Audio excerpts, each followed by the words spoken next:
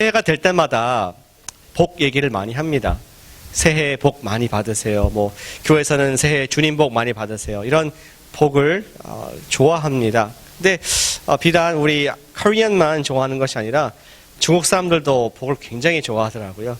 그래서 구정이 이제 차이니스 이어가 되면은 복자를 사방에 붙여놓고 그때 거꾸로도 붙여서 블레싱이 떨어지려고 이러한 것들도 쉽게 볼 수가 있습니다.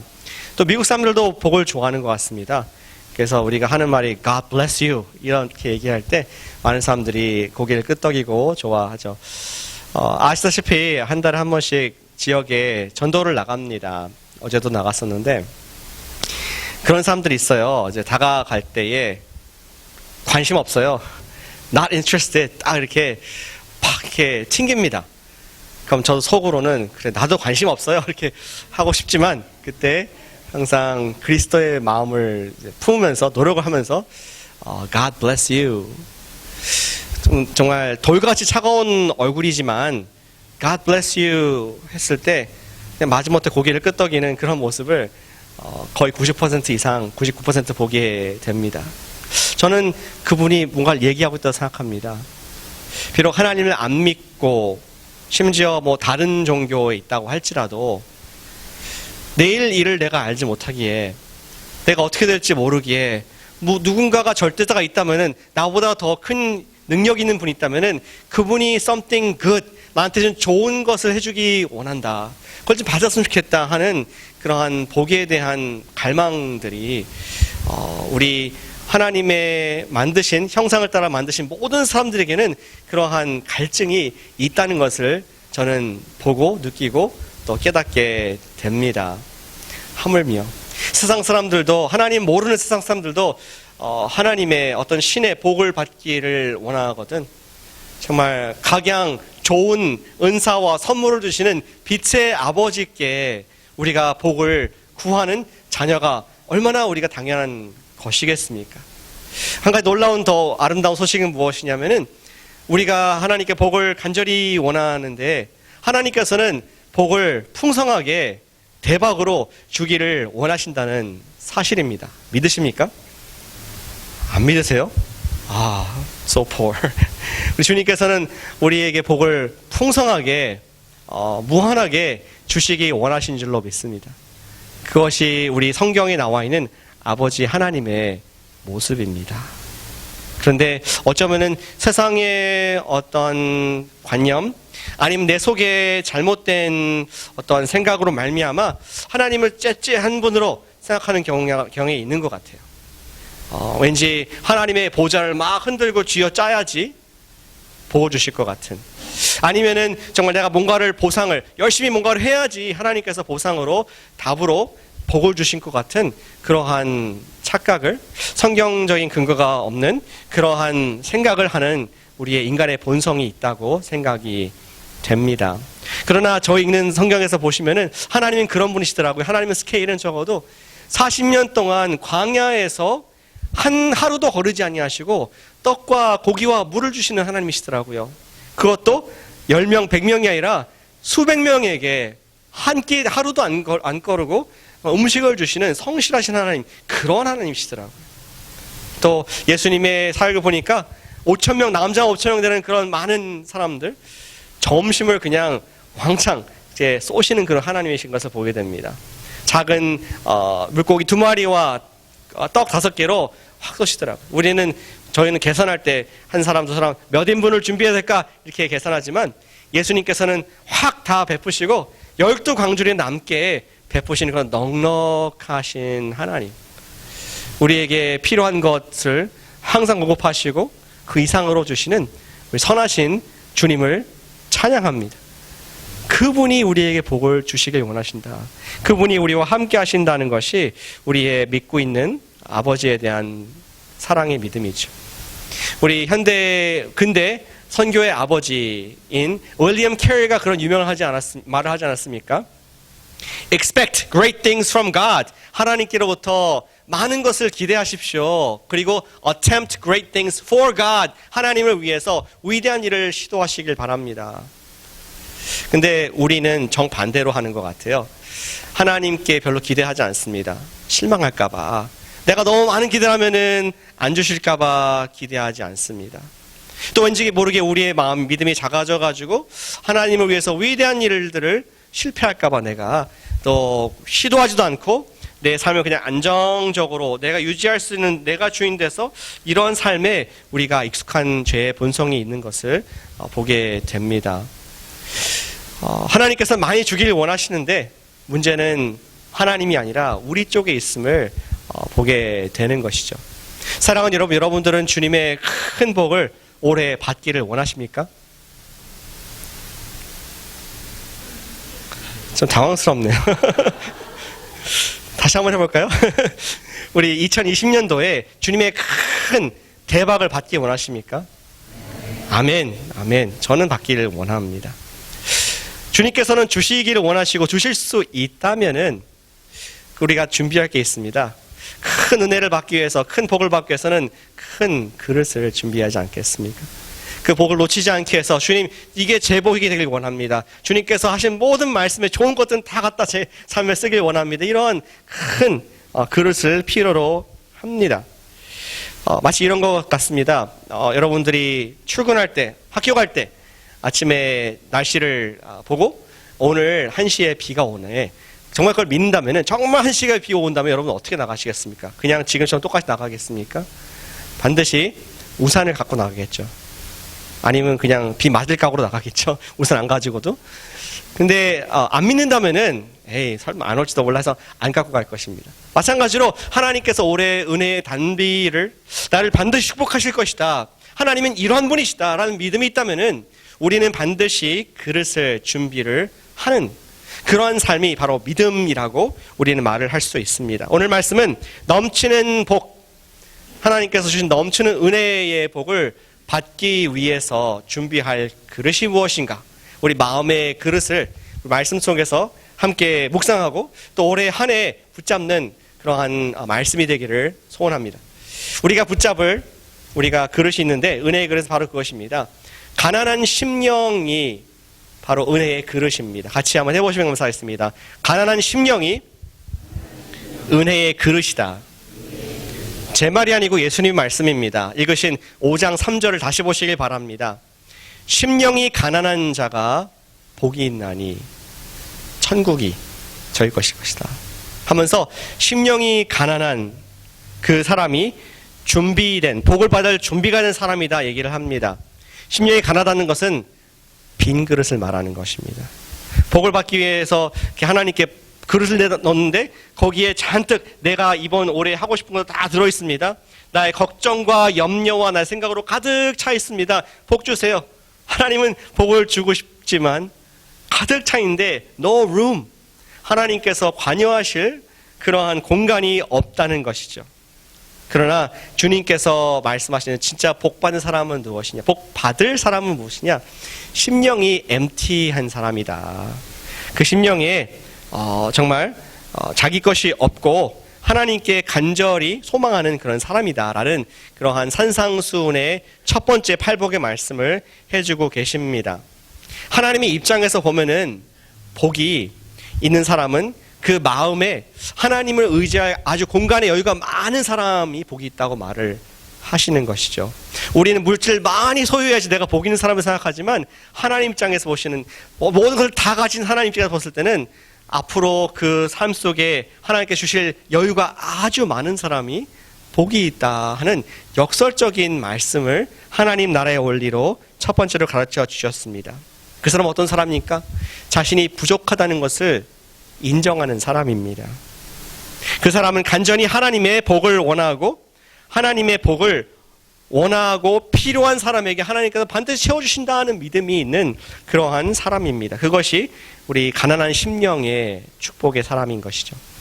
예전에 우리 부흥 강사로 오셨던 최병락 목사님 쓰신 책 부족함이란 책에 보면은 이런 표현이 있습니다. 부족함이란, 다시 가난한 심령을 부족함이라고 표현했는데, 부족함이란 하나님 앞에서 멈춰서는 것이다. 부족함이란 하나님 앞에서 멈춰서는 것이다. 차에 기름이 empty, F가 아니라 E, empty가 있으면 차는 멈출 수밖에 없습니다. 또 같은 차에 뭔가 부족한 우리 부품이 있으면은, 뭔가 망가져 있고 뭔가 좀 모자라면은 차는 설 수밖에 없습니다. 그러한 부족함, 그러한 멈춤의 상태가 축복을 받는 조건이라고 얘기를 하는 것이죠. 무엇인가 모자란 상태가 되면 우리는 가는 길을 멈출 수밖에 없습니다. 그때 우리가 하나님을 원망하고 스트레스를 받는 것이 아니라, 가봐서 없어서 뭘 합니까? 갑자기 바쁜 생활을 접어두고 하늘을 보게 됩니다. 하나님, 제가 할 수가 없네요. 지금 하나님, 제게 부족함이 있네요. 하나님, 저에게 아픔이 있습니다 하면서 그때야 드디어 하나님을 바라보게 되는데, 그러한 부족함이 많은 사람일수록 복이 있다. 주님께서는 우리에게 이런 역설적인 말씀을 해주고 계십니다. 야곱이 그러하더라고요. 야곱은 그가 외참손 라반의 집에서 20년 넘게 거기서 생활을 했습니다. 큰 부자가 됐습니다. 양떼와 염소와 낙타와 암소, 황소, 여러 가지 짐승들을 다 많이 거느리게 됐습니다. 그리고 또 하나님 은혜 주셔서 4명의 아내까지 거느리게 됐고, 복인지 모르겠지만 어쨌든 4명의 아내가 거느리게 됐고, 또 수많은 12명이 되는 아들들을 낳게 되었죠. 그리고 그가 하나님의 약속의 말씀을 기억하면서 옛날 가나안 땅으로, 약속의 땅으로, 조상들의 땅으로 돌아가는 길에 있었습니다. 정말 그렇게 기세가 등등하고 그가 성공한 인생을 살고 돌아가는데 갑자기 마음속에 부족함이 느껴졌습니다. 마음에 두려움이 느껴졌습니다. 무엇입니까? 마지막으로 자기 형 에서의 눈빛이 기억납니다. 그 혈기가 등등해서 자기를 죽이고자 죽도록 미워했던 그 에서의 눈빛이 기억납니다. 자기가 장자권을 빼앗았거든요. 도망갔거든요. 그래서 자기를 땅끝까지 쫓아올 것처럼 에서가 그를 협박을 하고 두려운 가운데 있었던 그 에서가 기억나면서 그는 길을 멈출 수밖에 없었습니다. 그때 자기 재산을 나누게 되죠. 앞으로 만나게 될 에서 형을 좀 마음을 환심을 사기 위해서 선물을 준비합니다. 수백의 양떼와 소와 양들을 준비하고 앞서 한 떼, 두 떼, 세 떼나 이렇게 준비를 해서 앞서 보냅니다. 근데 듣자 하니까 400명이 맞으러 온다. 에서와 함께 400명이 오는데 이 사람들이 나를 환영해 주는 사람일까, 칼을 들고 들어오는 사람일까? 더 두려워지는 것이죠. 결국은 그가 멈춰선 곳은 야복강가에서 가족들을 다 밤에 보내고 혼자 하나님 앞에 씨름하는 모습을 기억을 합니다. 그는 하나님의 천사를 만납니다. 천사를 만나서 그를 붙잡고 씨름을 하면서, 하나님, 저에게 복 주지 않으시면은 놓지 않겠습니다. 그러한 씨름을 밤새도록 하자. 하나님의 천사는 결국은 그의 환도뼈를 탁 쳐가지고 그가 정말 쓰러질 수밖에 없게 만들죠. 그리고 드디어 축복을 합니다. 네 이름이 뭐냐? 야곱입니다. 저는 속이는 자입니다. 넌 야곱이 아니라 이제부터 이스라엘이라고 하리라. 하나님과 겨루어서 이긴 사람이다. 복을 받은 사람이다. 이런 약속을 받아낸 뒤에 그가 야복강을 건너고 아름다운 형과의 화합을, 그 20년 넘게 쌓였던 증오와 미움을 한순간에 주님 안에서 다 은혜로 녹여버리고 그가 약속의 땅을 취하는 그런 믿음의 행진을 기억을 합니다. 야곱은 그가 부족함이 있었습니다. 야곱은 그가 심령이 가난해졌습니다. 그 자리에서 멈춰서서 하나님을 경험하는 축복의 때를 경험을 하게 되었습니다. 수천 곡의 찬송가를 적으신 패니 크로스비라는 여사가 계시죠. 여러분 찬송가를 좋아하시는 분들은 크로스비라는 이름을 많이 보셨을 줄로 생각합니다. 근데 이 크로스비 여사께서는 어릴 때, 간단하길 때 눈의 병을 앓고 잘못 치료해서 인펙션이 생겼어요. 그래서 평생 장애인으로, 시각장애인으로 눈이 먼 사람으로 살게 되었다고 합니다. 근데 그가 아름다운 찬송시를 많이 적었습니다. 그래서 우리 무디 집회, 전도자 무디, 지난 세기에 큰 부흥 강사였던 무디 집회 때 수많은 사람들이 하나님께 은혜로 눈물을 흘리고 나와서 헌신했던 그 찬송가가 바로 이 패니 크로스비가 기록한 찬송가인 것을 역사는 기록을 해주고 있습니다. 근데 한 번은 어느 분이 이 여사에게 질문했습니다. 크로스비 여사님, 만약에 하나님께서 당신의 눈을 지금 치료해 주신다면은 당신은 어떻게 반응하겠습니까? 크로스비 여사는 조금 주저 없이 얘기를 했습니다. 저는 예수님께서 제 눈을 고쳐주지 않기를 원합니다.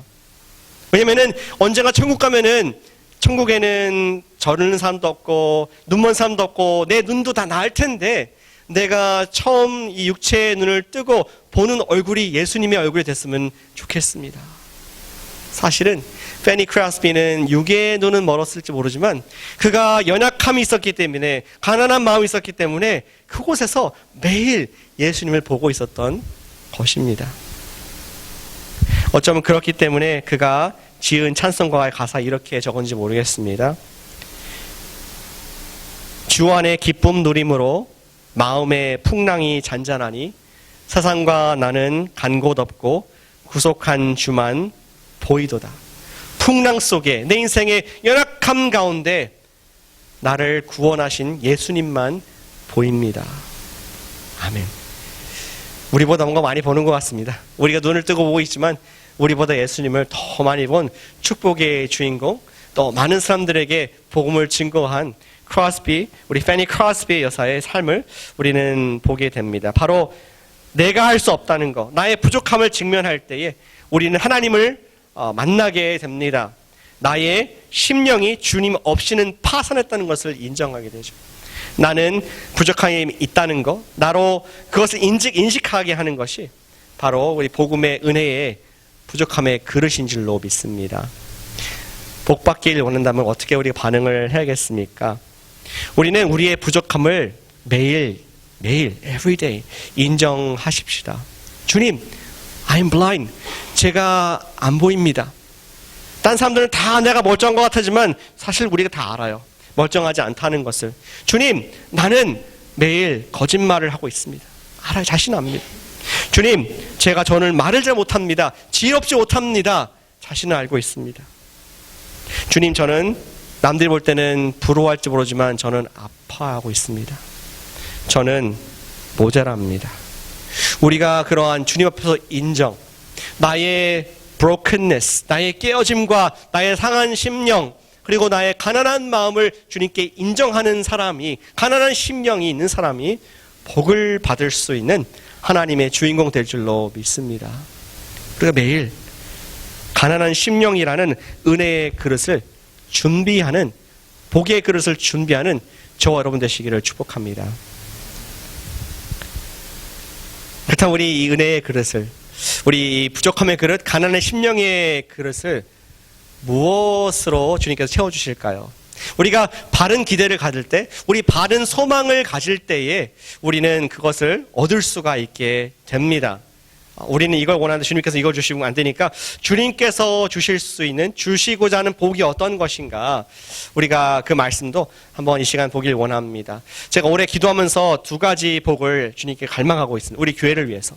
여기 뒤에 적혀있는 두 가지입니다. 우리가 예배의 은혜의 복을 주십시오. 또 한 가지는 증인의 삶, 그 풍성한 그 기쁨의 능력의, 사도행전의 그 능력의 복을 우리에게 주십시오. What more can we ask? 이거면 대체 뭘 더 원하겠습니까? 오늘 말씀은 특별히 우리 예배의 은혜에 대해서 말씀을 드리고, 다음 주에 우리 증인의 삶 채워주시는 그 복을 함께 말씀을 나누기를 원합니다. 주님께서는 예배를 통해서 우리를 채워주십니다.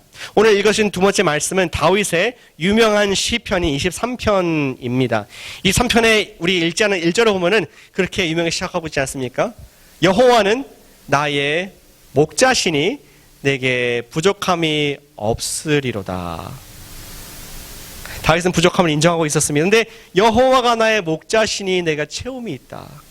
그리고 그 채워진 모습을 읽었던 5절에서 이렇게 기록을 해주고 있습니다. 다시 한번 말씀 보시면은, 기름을 내 머리에 부으셨으니 내 잔이 넘치나이다. 앞에서는 목자와 양의 그림을 그려주고, 뒤에는 어떤 지금 주인, 잔치를 베푼 어떤 주인과 초대받은 다윗을 말씀하고 있습니다. 근데 이 설정이 중요합니다. 5절 전반부에 보시면은 그가 내 원수의 목전에서 상을 베풀어 주셨다 되어 있습니다.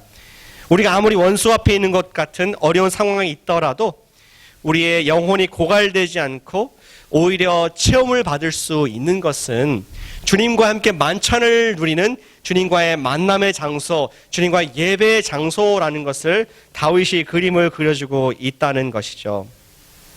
본문에 보면 잔치에 초대받아 온 손님들의 머리에 기름을 부었습니다. 제가 여러분들을 제 집으로 초대를 했는데 들어오자마자 참기름을 머리에 부으면 기분이 아주 좋으시겠습니까? 아니면은 이게 뭐야 더럽게 이렇게 느끼하게 이렇게 하겠습니까? 당시의 문화가 잘 이해가 안 되시겠죠. 당시에 이런 기름이나 향유는 굉장한 고가의 그러한 물건이었습니다. 그래서 누군가의 기름을 발라준다는 것은 그 사람을 내가 VIP로 모십니다. 당신 나의 특별한 사람입니다. 아무나 하는 거 아닙니다. 이렇게 하면서 그분을 존귀하게 하는 그런 행위였습니다. 근데 주께서 내 머리에 기름을 베풀어 주셨다. 다윗은 기억했습니다. 자기가 사무엘의 기름 부음 받은 왕이었다는 것을.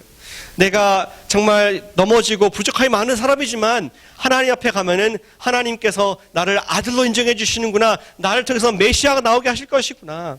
그 확신에, 자기 신분의 확신을 경험하면서 그 가슴을 뛰게 했습니다. 주께서 내 머리에 기름을 부으셨나이다. 그리고 내 손에 들리는 잔, maybe 포도주를 마셨을지 모르겠습니다. 이 잔에 계속 떨어지지 않도록 마실 때마다 채워주시고 넘치도록 채워주시는 하나님의 은혜, 하나님의 선물들, 모든 것들이 내 손에 있습니다. 여호와는 내 목자시니 부족함이 없습니다. 그러한 아름다운 찬송시를 기록을 하고 있습니다. 우리가 하나님께 예배하는 그 장소에서 우리 영적 신분을 확인하게 됩니다. 세상에서는 연봉으로 평가받을 수가 있고 어느 학교 나왔냐 평가받을 수가 있고 실력과 이력서의 평가를 받지만 하나님 앞에 있으면은 너는 예수 그리스도 내 아들의 피값 주고 산 존귀한 예수님짜리 나의 딸이야, 나의 아들이야. 주님께서는 기억하게 하십니다. 하나님과 예배의 시간에 들어가면은 주님께서 말할 수 없는 우리에게 위로와 기쁨과 능력을 주신 줄로 믿습니다. 예배는 물론 1차적으로 하나님께 드리는 시간이지만 우리의 시간이기도 합니다. 예배, 아버지와 자녀의 시간이기 때문에 그렇습니다. 예배를 통하여 우리는 항상 놀라운 은혜의 체험을 받을 수가 있습니다. 성경에 그러한 우리 일문들이 많이 있습니다. 특별히 우리 이사야, 지난 가을에 봤던 이사야 선지자가 그랬습니다. 이사야는 우시야라는 자기가 믿던 여태까지 50년 넘게 나를 다스렸던 왕이 죽자 마음이 굉장히 낙심이 됐습니다. 그때 하나님께서 그를 올라오게 하셔서 하늘의 예배를 보여주셨습니다. 그의 보좌를 보여주시고 천상의 천사들이 하나님을 거룩하다 거룩하다 거룩하다 찬양하는 모습을 보게 하셨습니다. 그리고 우리 이사야가 자신의 죄악됨을 느끼자 하나님께서 그의 입에 숯불을 대시고 그를 너는 unclean 하다고 하지 말고 너는 죄악되다 말고 너는 용서가 되었다. 너는 내 것이다. 이러한 확신을 주시게 되죠. 그런 황홀한 예배의 경험을 한 결과 어떻게 되었습니까? 그 뒤에 이사야의 사명을 위해서 이사야는 사명에 의해서 아하스 왕과 히스기야 왕, 나라의 가장 어려운 시기 때에 하나님의 사명을 끝까지 감당할 수 있는 그런 믿음의 잔의 온전한 체험을 바로 이 이사야의 하나님과의 예배 시간에 받았다는 것을 성경은 보여주고 있습니다. 또 한 사람이 기억이 납니다. 신약의 맨 마지막 책을 쓴 마지막 저자인 사도 요한. 그는 maybe 80대 됐을 때 그가 있었던 곳은 반모 섬이라는 그러한 감옥이었습니다. 아무도 없는 무인도에서 혼자 갇혀서 그가 여생을 쓸쓸히 보내고 있었을 것 같습니다. 근데 걱정이 많이 됩니다. 지금 로마가 황제가 더 지금 불같은 압박을 가해서 우리가 개척한 교회들이 정말 살아남을 수 있을까 많이 근심이 되고 걱정이 되는 그런 안타까운 마음이 있었을 것입니다. 또 자기의 인생을 돌아보면서 정말 내가 이렇게 파란만장의 주님을 따랐지만 이제 말년을 여기서 외롭게 내가 쓸쓸히 보내야 되는 건가, 그런 슬픈 마음이 있었을 것 같습니다. 그런데 그보다 더 슬픈 마음은 무엇이냐? 자기가 알고 있는 동료 11제자들은 다 목 베이거나 십자가에 못 박히거나 다 하나님께 앞에서 순교를 하는 영광스러운 죽음을 당했는데 나는 80몇 세가 되도까지 주님 위해서 드린 것이 없구나. 난 순교하지 못했구나 하는 불명예스러운 그런 마음의 가책이 자기 마음을 눌렀는지 모르겠습니다. 그때 주님께서는 요한에게 예배의 모습을 보여줍니다. 아까 이사야가 봤던 그런 하나님 보호자를 보여주시면서 그 보호자 옆에는 24명의 장로들이 그들의 관을 던지면서 예수를 예배하는 모습을 보여주십니다. 또 천사들 스랍들이 서로 창화하며 거룩하다 거룩하다 거룩하다 하나님 높이는 모습을 보게 하셨습니다. 이 모든 모습을 보면서 우리 요한은 큰 위로를 얻고 그가 마지막까지 요한계시록을 쓰고 우리 7교회 그리고 아시아인 많은 교회들을 위로하며 말년에는 90세가 넘었을 때는 그가 드디어 풀려나서 에베소에서 마지막 사역을 끝까지 감당하는 그런 잔이 채워진 그런 사역자의 모습을 성경은 기록해주고 있습니다. 우린 예배를 통해서 체험을 받을 수 있습니다. 예배 속에서 은혜를 통해서 하나님을 만날 수가 있습니다. 저도 인생을 통해서 태어날 때부터 교회를 다녔으니까 얼마나 많은 예배를 드렸겠습니까? 수많은 아름다운 성가대도 많이 보았고 정말 100명이 되는 그런 찬양팀이 서가지고 찬양하는 것도 봤고 성가대죠. 오케스트라가 있는 예배에서 드렸고 저도 오케스트라의 단원이기도 했고 찬양팀도 섬기고 아름다운 예배는 다 아름다운 솔로이스트와 말씀을 잘하시는 목사님 다 들었지만 어쩌면 제 인생에서 가장 이렇게 은혜로운 예배는 제가 달라스 신학교에서 공부할 때 채플에서 예배였습니다. 달라스 신학교에서는 채플을 의무적으로 드려야 되거든요. 채플 안 가면은 빵점 이게 잘립니다. 그래서 가야 됩니다. 근데 가기가 싫어요. 이런 얘기 하면 안 되는데 목사가 그렇죠? 예배를 가기 싫어. 매일 있는데 가기 싫어요. 왜냐하면은 다음 시간에 퀴즈가 있는데 준비해야 되거든요. 발을 질질 끌면서 그날 채플로 들어가게 됐습니다. 근데 특별한 게 없었습니다. 가보니까 동료 학생들이 신학생들이 있었고 또 우리 교수님들이 존경하는 분들이 앞에 등단해 계시고 앞에 찬양을 이렇게 하고 있었습니다. 근데 아셔야 될 것이 저는 여러 가지 영적으로 눌려있던 상황입니다. 왜냐면은 공부하면서 정말 유학을 왔는데 너무나 공부가 힘들어서 과연 마칠 수 있을까? 어떤 공부적으로 많은 스트레스를 받고 있었습니다. 그리고 뿐만 아니라 재정적으로도 가장 어려울 때였습니다. 아이를 낳은 지가 얼마 안 됐고 또 정말 가장으로서 우리 이 유학생 동안에 내 가족을 너무나 고생시키는 거 아닌가. 사랑 아내가 교직도 다 포기하고 왔는데 여기에서 지금 생고생을 장모님께 혼나는 게 아닌가. 이런 우울한 생각을 하고 있었습니다. 그때 무슨 말씀이 있었는지 기억이 안 나지만 늘 하는 우리 그 신학교의 교가 같은 찬송을 그때 찬양을 그때 했었습니다. 어떤 찬양이냐면은 좀 쑥스럽네요. 제가 찬양을 하려고 그러는데 All hail the power of Jesus' name. 그 찬송 아시죠? 주 예수 이름 높이여 다 찬양하여라 다 찬양하여라 금면류관을 들여서 만유의 주께 찬양하세 찬양 찬양 찬양 만유의 주 찬양 끝에서 이상하네. 주님을 찬양하는 그 노래를 했습니다. 주위를 보니까 저랑 비슷하게 고생하는 신학생들이 있는 거예요. 어떤 분은 사업을 하다가 포기하고 왔습니다. 잘 안 돼서 온 게 아닙니다. 그냥 놓고 왔습니다. 어떤 사람은 엔지니어 하다가 PhD도 받았는데 놓고 신학교에 석사 과정에 앉아 있습니다.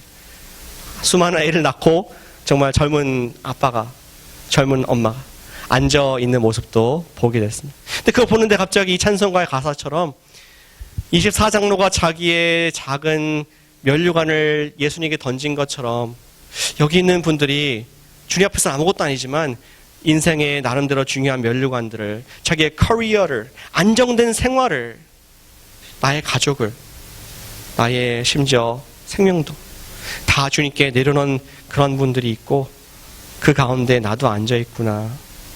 그러한 그 마음에 너무 감동이 되었습니다. 모든 것을 다 드려도 아깝지 않은 예수님 앞에 내가 드리고 있구나. 우리가 함께 드리고 있구나. 우리가 많은 사람들이 주님 앞에 헌신되어 있구나. 이것을 느끼는 순간 모든 피로가 사라지고 앞으로 남아있는 그런 많은 신학교의 과정들을 완전히 기쁨으로 온전히 감당할 수 있는 그러한 축복의 채워짐의 시간들을 저는 기억을 합니다. 우리 예배의 은혜를 통해서 믿음의 길을 끝까지 갈 수 있는 줄로 믿습니다. 예배를 어떻게 우리가 사모해야 할까요? 시편 기자의 글을 같이 한번 읽어봤으면 좋겠습니다. 시편 34편 9절 10절 말씀을 함께 읽어보겠습니다. 시작. 너희 성도들아 여호와를 경외하라. 그를 경외하는 자에게는 부족함이 없도다. 젊은 사자는 궁핍하여 줄일지라도 여호와를 찾는 자는 모든 좋은 것에 부족함이 없으리로다. 아멘. 여호와를 경외하라. 그 당시에 먹이사슬의 제일 왕은 이 사자였습니다. 힘이 좋은 젊은 사자. 지금은 뭐 그냥 동물원에 갇혀 있지만 그러나 뭐 사람과 왔다 갔다 하면서 그 당시에는 좀 위협이 됐거든요. 시편 구약 때 특별히. 근데 그 젊은 사자는 굶어 죽을 다 할지라도 하나님을 경외하는 사람들은 하나님께서 부족함이 없이 채우신다. 그러한 하나님의 경외하는 예배하는 그러한 마음이 충만했기 때문에 이 기자는 부족함이 없다는 것을 날마다 성령이 충만하고 하나님께서 공급하시는 은혜를 경험한 줄로 믿습니다. 사랑하는 여러분, 올해는 특별히 예배의 은혜가 우리 이곳에 가득하시기를 주님의 이름으로 축복합니다. 예배의 향기가 여러분들의 가정에 충만하시기를 축복합니다. 그것이 제일 좋은 겁니다. 예배는 무엇입니까? 하나님을 담는 시간입니다. 담을 수 없지만 하나님과 만나는 시간, 내 어떤 물질과 내가 어떤 좋은 엔터테인먼트가 아니라 하나님 자신을 내가 함께하는 담는 그 예배의 시간, 그것을 풍성하게 받는 것보다 더 큰 복이 어디 있겠습니까? 우리가 불가능한 것을 할 수 있게 하시고 우리에게 초자연적인 능력을 주시는 그러한 주님의 은혜가 될 줄로 믿습니다. 그렇기 때문에 우린 예배를 소망 가운데 간절한 마음으로 기대하시기를 원합니다. 조금이라도 더 예배에 남아있기 원하는 마음, 조금이라도 그 찬송을 내가 주님께 내 마음으로 올려드리고자 하는 그런 마음, 조금 더 올려지는 모든 기도가 내 동참이 돼서 하나님께 올려지기 원하는 마음, 조금이라도 그 말씀을 받겠다는 간절한 마음으로 우리 예배를 소망했으면 좋겠습니다. 그러기 위해서는 예배에 일찍 와야겠죠. 그렇죠? 어떤 교회에서 어떤 분들은 목사님 설교가 예배 한 30분 뒤에 시작하니까 그때 가면 돼, 이렇게 생각하는 분이 우린 교회 없으시겠지만, 없을 줄로 믿지만 또 계시기도 합니다. 그러나 아까 얘기한 우리 이사야, 또 요한 사도, 저도 마찬가지고 무슨 말씀하셨는지 그렇게 중요하지만 그게 주가 아니었습니다. 예배는 무엇입니까? experience. 주님께서 나를 만져주시고 그 만남 속에서 주신 말씀이 있는 것입니다. 우리가 주님께 기대하는 간절한 마음으로, 가난한 심령으로 내 빈것을 가지고 이 자리에 오지 않으면 어떻게 하나님의 예배의 복을 받을 수가 있겠습니까? 우리가 예배를 사모하는, 예배를 간절히 사모하는, 찬양을 사모하고 기도를 사모하고 심지어 헌금을 내가 드리는 시간도 사모하여 주님께서 예비하신 그런 예배의 은혜의 복을 다 누리시기를 축복합니다. 그리고 올해는 우리 교회에서 예배뿐만 아니라 각 가정에서 예배가 시작되기를 기도합니다. 우리 주님의 향기가, 예배의 향기가 가정에 가득하기를 그렇게 정말 기도가 됩니다. 이번 1월, 이번 주 토요일 날 가족들이 함께 축복하는 시간이 있다고 김성현 선생님 말씀하셨는데, 그런 예배들을 매달 초에 토요일 아침에 가족들을 모시고 우리 자녀들까지 와서 그 시간은 아이들이 어른들 쓴 말씀도 하고 또 여기서 머리 얹고 기도를 하는 것을 통해서 우리의 믿음의 신앙이 예배를 통해서 전달되기 원하는 그러한 하나님 앞에 대담한 시도를 우리 교회가 하기를 원합니다. 밖에 나가서 얘기해 보잖아요. 예수님 아십니까? 하나님 아십니까? 그러면은 20대, 30대 분들은 얘기합니다. 다 알아요. 옛날에 썬데이 스쿨에서 다 배웠어요. 썬데이 스쿨 다니셨어요? 지금 왜 교회를 안 가요? 바빠서. 여러 가지 복잡해서. Not for me라서. 내 부모는 믿었지만 나는 믿을 이유가 없는 것 같아요. 그래서 저는 그 얘기를 1절, 2절, 3절 노래를 계속 듣다 보니까 패턴이 너무나 똑같은 것 같습니다. 그것은 우리가 주님을 사랑하는 그 뜨거운 신앙이 예배를 통해서 은혜를 받는 신앙이 다음 세대의 전수가 되지 않았다는 것을 저는 너무나 가깝게 자주 보게 됩니다. 여러분들의 자녀들 아직 수중에 자녀가 있다면 얼마 남지 않았습니다. 많아야 6년, 3년, 2년, 1년, 반년? 그러나 그때 우리가 무엇을 주겠습니까? 우리 가정에서 예수님은 우리의 주님이시다. 주님께서는 우리의 기도를 응답하시고 복을 주시는 근원이시다. 그래서 우리가 어떻게 가르칠 수 있을까요? 어떤 암기해라, 암송해라 이것이 아니라 함께 예배드리는 엄마 아빠의 거룩한 모습, 예배를 사모하는 우리의 코너스톤 이 우리 작년의 모습을 통하여서 다음 세대가 더 크게 넘치는 주님의 복을 받는 그런 거룩한 세대 예수 그리스도의 제자가 되기를 기도합니다. 우리가 가정에서 이런 예배의 향기가 넘쳐나서 올해의 기적을, 우리 가정의 기적, 교회의 기적, 여러분들 자녀 가운데 놀라운 간증의 능력이 있기를 주 예수님의 이름으로 소망하고 축원하고 축복합니다. 기도하겠습니다.